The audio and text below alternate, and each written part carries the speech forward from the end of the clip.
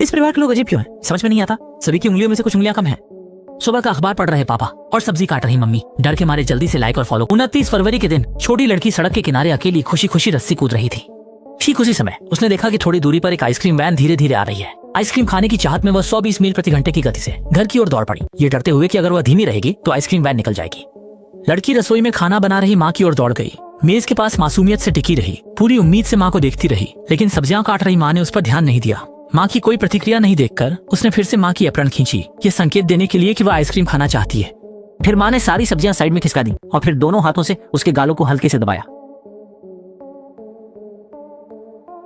फिर उसने मेज पर रखी सब्जी काटने की छुरी उठाई। चोटी पर बंधा रिबन काटने के बाद उसने रिबन को छोटी लड़की की नाक की नोक पर हल्के से थपथपाया। छोटी लड़की तुरंत समझ गई और उसने कुशलता से रस्सी को मम्मी की उंगली पर बांध दिया और ध्यान से एक तितली आकार का गांठ भी बांध दिया। ये देखा कि माँ ने चाकू उठाया। अगले ही पल छोटी लड़की उंगली लेकर बाहर की ओर दौड़ गई, जबकि पिता एक तरफ शांत भाव से अखबार पढ़ रहे थे। बाहर पहुंचकर उसने देखा कि आइसक्रीम की गाड़ी अभी भी वहीं है। उसने उंगलियों के बल उठते हुए अपनी उंगली आइसक्रीम गाड़ी पर रख दी। थोड़ी देर बाद एक अजीब बुजुर्ग आदमी काले रंग की गाड़ी से बाहर आ गया। ये वृद्ध व्यक्ति ने जब लाए हुए उंगली को देखा तो उत्साहित हो उठा और संतोषजनक मुस्कान दी। तुरंत ही उसने उंगली को कांच की बोतल में डाल दिया, फिर एक आइसक्रीम निकालकर छोटी लड़की को दे दी।